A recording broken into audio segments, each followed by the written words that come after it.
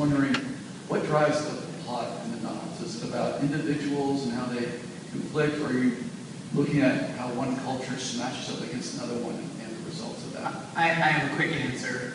The last book I wrote, which came out just when the new Star Trek movie came out in 2009, I wrote that book because I asked myself, back in the first movie, Spock had gone through this purging of all of his emotions.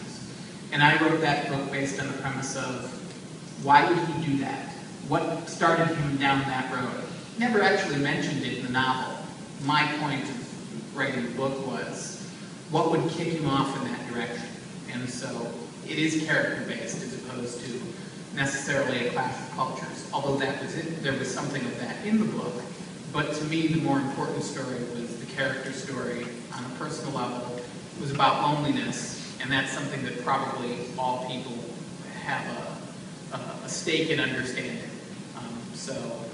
I look for that first, what's on the character level, and then the rest of the stuff is hopefully interesting and gives you a vehicle to tell a personal story.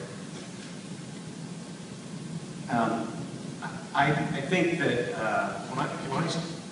I think for me the most satisfying science fiction is science fiction where the science isn't necessarily the focus. You can have really cool science-focused stories, but it's not the science so much as the impact of science on people and on cultures.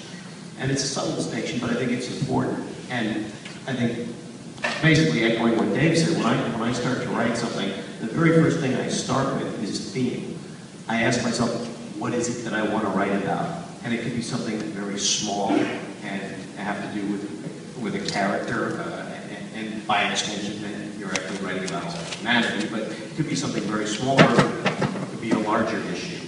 But I always start asking myself those questions. What is it that I want to write about? And my story and my characters move based on what my theme is. So I would start there. I kind of start with what am I angry about. I didn't know it was necessarily, but looking at it now, it's pretty much become a habit, you know. Sorry.